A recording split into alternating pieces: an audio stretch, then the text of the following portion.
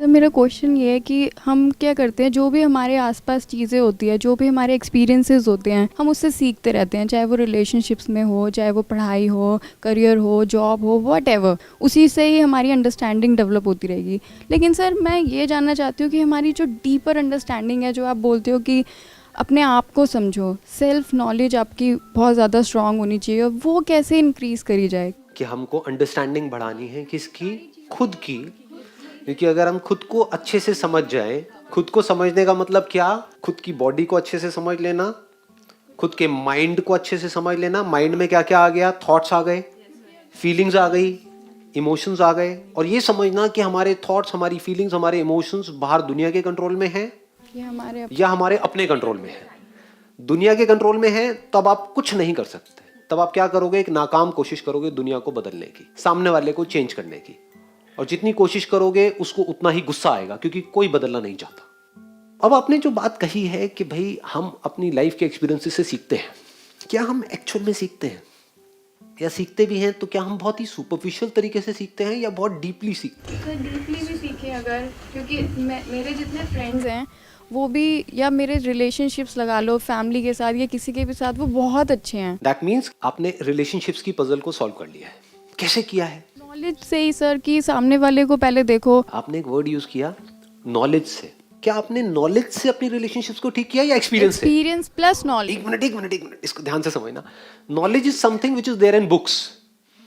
क्या बुक्स को पढ़ के रिलेशनशिप्स ठीक होती हैं? नहीं। तो पहले हमको नॉलेज और एक्सपीरियंस में फर्क समझना है।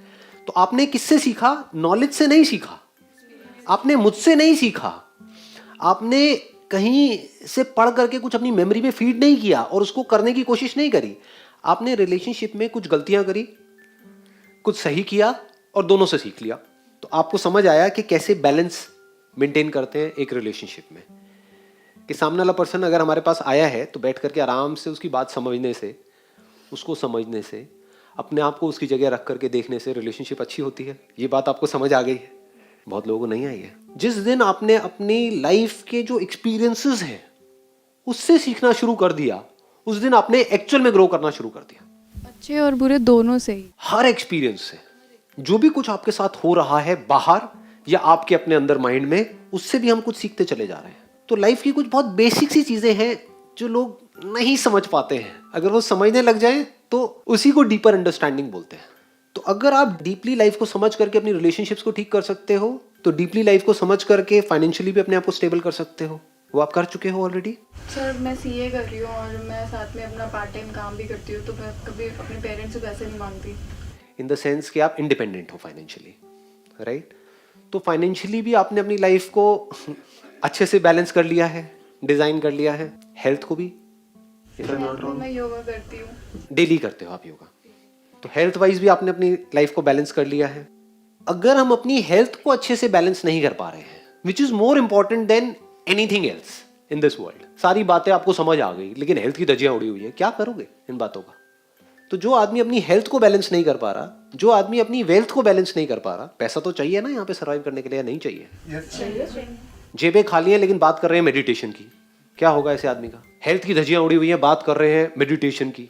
रिलेशनशिप्स निभाई नहीं जा रही है, बात कर रहे हैं खुशी की।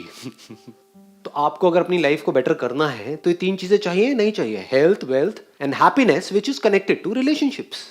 ये तीनों चीजें कैसे बैलेंस होती हैं, वो आपके सामने एक लाइव एग्जाम्पल है। समझ से होती है। और कैसे होती है? एक्सपीरियंस से होती है। हेल्थ में भी आपने कुछ गलतियां करी होगी, बहुत, उससे लेकिन सीख लिया। गलतियां सब करते हैं, गलतियां इन्होंने भी करी, मैंने भी करी, आपने भी करी, सबने करी। बट फर्क क्या है? जो अपने एक्सपीरियंस से नहीं सीख रहा है, अपने खराब एक्सपीरियंसेस से, वो उसी गलती को बार बार रिपीट करेगा। फिर उसको उसकी लत लग जाएगी, उसकी आदत लग जाएगी और फिर वो फंस जाएगा। लेकिन दूसरी तरफ से जो लर्नर्स होते हैं वो क्या करते हैं? गलती करते हैं, फटाफट से सीखते हैं। यानी कि कहीं पर हाथ गया, हाथ जला, सीख लेते हैं कि अब यहाँ पे दोबारा से हाथ नहीं लेकर के जाना है। इसको सीखना बोलते हैं। तो लाइफ का पहला जो स्टार्टिंग पॉइंट है वो है ये learning attitude, not memorising attitude. बचपन से ही हमको कैसा बना दिया गया है स्कूल में या घर पे, जो कहा गया है उतना ही करो, अपना दिमाग मत लगाओ। दिमाग लगाना मतलब क्या? सीखना। किससे सीखना? किताब से सीखना। किताब में क्या है सीखने के लिए? Second hand knowledge. और जो उसको एक्वायर करके सोचते हैं कि मेरे को कुछ समझ आ गया, वो सब सेकेंड हैंड पीपल है। you need to ask this question to yourself. Do you want to be a second-hand person or an original person? What is an original person? Who is an original person? जो दुनिया को ज्ञान ना दे रहा हो, दुनिया को ना बोल रहा हो कि तू ये कर, तू वो कर, तू अपने आप को बदल, जो खुद को बदल रहा हो और कॉन्स्टेंटली बदल रहा हो, डेली बदल रहा हो, उसी को कहेंगे ना. तो अब पहले इसको अच्छे से समझ लेते हैं कि हेल्थ, वेल्थ और रिलेशनशिप्स, इन तीनों का बैलेंस हमको मेंटेन करना आना चाहिए. वो आपको कोई सिखा नहीं सकता है, कोई दुनिया की बुक नहीं सिखाएगी, मैं नहीं सिखाऊंगा, कोई नहीं सिखाएगा. कैसे सीखना है? खुद ही अपने एक्सपीरियंसेस से सीखना है. रिलेशनशिप्स में कुछ गलतियां करोगे, उससे सीखो, देखो क्या होता है क्या नहीं होता है, करते करते इसको बैलेंस करते चले जाओ. जब तक हमने ये बैलेंस नहीं किया, तब इसके अलावा हम कुछ भी बातें करते रहे, सब बकवास है, सुपरफिशियल लेवल की बातें हैं. वो सब एस्केप्स हैं. जो हमारी एक्चुअल प्रॉब्लम है वहां से हम भाग रहे हैं. पैसा एक्चुअल प्रॉब्लम है या एक्चुअल प्रॉब्लम ये है कि मेरे को ये समझना है कि यूनिवर्स क्या है? समझना मेरी इस बात को. पता लग भी गया तो करेगा क्या? हाँ ठीक है, ये है जी यूनिवर्स, ये है रियलिटी, ये है सच. अच्छा फिर देन व्हाट नेक्स्ट? पैसा तो फिर भी चाहिए. तो पैसा is a need, health is a need. अगर आप रिलेशनशिप्स में चले गए हो, यानी कि आप बेवकूफ हो. अगर समझदार हो तो रिलेशनशिप में जाओगे ही नहीं. लेकिन अगर मेरी तरह बेवकूफ हो और एक रिलेशनशिप में चले गए हो, तो यू नीड टू लर्न कि कैसे उस रिलेशनशिप को अच्छा बनाया जाए, कि उस रिलेशनशिप में से खुशी मिले मेरे को भी और जो उस रिलेशनशिप में है उसको भी. तो ऐसे अगर हम सीखते चले जाएं, देखो अब हम कैसे सीखने का लेवल बढ़ा सकते हैं. क्या इतना हमने सीखा है कि इस दुनिया में सब कुछ टेम्पररी है, कुछ भी टिकता नहीं है, ठहरता नहीं है? क्या आपको कॉन्ट्रडिक्शन नजर आती है लाइफ में? ये अंडरस्टैंडिंग गहरी होने का नतीजा है. जो लोग मैकेनिकल होते हैं उनको कहीं कोई कॉन्ट्रडिक्शन नजर नहीं आती है, उनको सब कुछ बड़ा सीधा सीधा दिख रहा होता है. जैसे कल ही मैं देख रहा था, एक बड़ी इंटरेस्टिंग चीज मैंने ऑब्जर्व करी. मेरी सेशंस में 2 तरह के क्वेश्चंस पूछे जाते हैं और दोनों ही कॉन्ट्रडिक्टरी है. एक तरफ से कोई पूछ रहा होता है कि सर जो हम पढ़ते हैं, जो भी हम पढ़ाई करते हैं वो हमें याद नहीं रहता है, तो वो कैसे याद रहे. और दूसरी तरफ से लोग क्वेश्चंस पूछते हैं कि मेरे साथ में पास्ट में कुछ हो गया है जिसको मैं भूलना चाहता हूं, वो मैं भूल नहीं पाता हूं, कैसे भूलूं?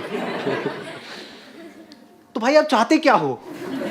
आप अपनी याददाश्त को कमजोर करना चाहते हो या स्ट्रांग करना चाहते हो? हाँ, स्ट्रांग करना चाहते हो कि जो भी पास्ट में आपके साथ उल्टा सीधा हुआ है वो सब याद रहे आपको. फिर एजुकेशनल जो है. अच्छा, तो आप ये चाहते हो कि एक जगह से तो समझे कॉन्ट्रडिक्शन नजर आई. This is the sign of intelligence. जब आपको लाइफ में ऐसी कॉन्ट्रडिक्शन नजर आने लग जाए, तब आपको हंसी आने लग जाएगी लाइफ में. तब आप समझ जाओ अब आप सही ट्रैक पे बढ़ रहे हो. कितनी बड़ी कॉन्ट्रडिक्शन है. एक तरफ से आप चाहते हो कि मेरा ध्यान लगे, जिस काम में मैं चाहता हूं उस काम में मेरा ध्यान लग जाए. दूसरी तरफ से आप क्या चाहते हो कि ये जो अंदर चल रहा है वहां से ध्यान हट जाए. दोनों एक साथ कैसे हो सकता है? तो क्या ये जो भूलने वाली क्वालिटी है कि हम भूल जाते हैं, ये हमारे लिए अच्छी है या बुरी है? बाय नेचर हम कैसे हैं? मतलब हमको चीजें याद रहती हैं या हम भूल जाते हैं? सर वही चीजें याद रहती हैं जो हमने ध्यान से ध्यान से तो हमने पढ़ाई को भी देखा होता है. कुछ याद है क्या? 12 साल में इतना कुछ ध्यान से 50-50 बार रिपीट किया है, रट्टा मारा है, सब भूले पड़े हैं, सब भूल गए. तो ये जो भूलने की पावर है हमारे अंदर, this power to forget, is it a good power और a bad power? It is neither good nor bad. समझे? इसको अंडरस्टैंडिंग बोलते हैं. आप किसी के साथ रिलेशनशिप में हो और एकदम से भूल गए, सुबह उठे और एकदम सब भूल गए. कौन हो बहन जी? आप मेरे साथ में क्या कर रही हो? भूल गए. अच्छा है. I lost my father in 2014. तो अभी उनकी कुछ अच्छी मेमोरीज में याद करती हूँ, बट उसके साथ साथ जो हॉस्पिटल में क्या हुआ वो साथ में चलता है. तो अगर मैं कुछ करना चाहती तो कुछ कंसंट्रेट नहीं कर पाती. वो गुड मेमोरीज में को याद करने में भी प्रॉब्लम होती, तो मैं उससे जाना ही नहीं चाहती. प्रॉब्लम क्या है? ये अच्छा और बुरा याद आना या ये चाहना कि मुझे बुरा याद ना आए और अच्छा याद आए? हमारी ये चाहत ही गलत है. आप ये चाहते हो कि मैं ये बटन दबाऊं, टेलीविजन ऑन हो जाए, इस पे व्हाइट कलर्स मुझे अच्छे लगते हैं, तो व्हाइट कलर तो आए, ब्लैक ना आए. ऐसा हो सकता है? टेलीविजन ऑन होगा तो दोनों आ जाएगा. ये ब्लैक और व्हाइट एक दूसरे के पीछे है. बिना ब्लैक के व्हाइट कहां है और बिना व्हाइट के ब्लैक कहां है?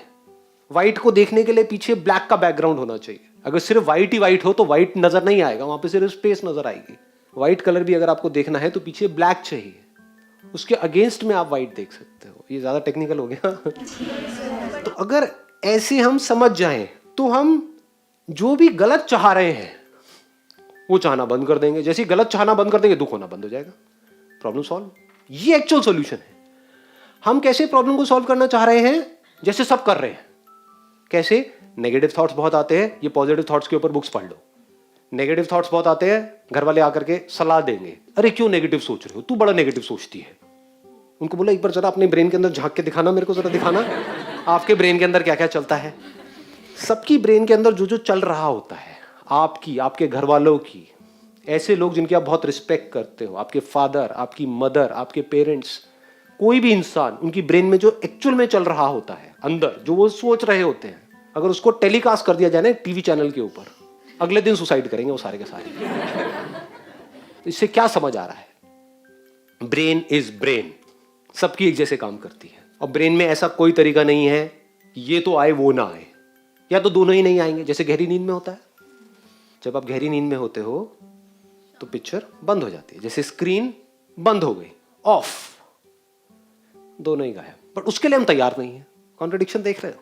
हम क्या चाहते हैं, सारी चीजें हमारे सब कुछ हमारे अकॉर्डिंग हो। यही सबसे बड़ा ट्रैप है। यही आपकी लाइफ की सारी प्रॉब्लम्स की जड़ है। मतलब अगर आप किसी के साथ रिलेशनशिप में हो तो उसकी जो अच्छी क्वालिटीज हैं वो तो आपको चाहिए, बुरी नहीं चाहिए। फंस गए ना? जबकि आप खुद भी, और यही प्रॉब्लम आपकी सिर्फ उसके साथ नहीं है, आपके खुद के साथ भी है, क्योंकि खुद को कभी हमने समझा नहीं है। खुद की भी अच्छी साइड्स को तो आप देखना चाहते हो, अपनी बुरी साइड्स को छुपा रहे होते हो। प्रॉब्लम क्या है? आपकी ब्रेन के अंदर उल्टी सीधी चीजें प्ले होती हैं, ये प्रॉब्लम है। या आप चाहते हो कि ये सीधी है ये तो प्ले हो, ये उल्टी है ये प्ले ना हो, ये है प्रॉब्लम। क्या ये चाहत प्रैक्टिकल है? हम इम्प्रैक्टिकली जीते हैं। अगर इसको एक वर्ड में समअप किया जाए, हम इम्प्रैक्टिकल हैं। तो what is spirituality, what is self understanding? To be absolutely practical. Being practical means to see this world as it is. Being practical means ये समझ लेना गहराई से कि कहां पर एफर्ट करने की जरूरत है, कहां पर एफर्ट करने की कोई जरूरत नहीं है। इसको बोलते हैं समझदारी।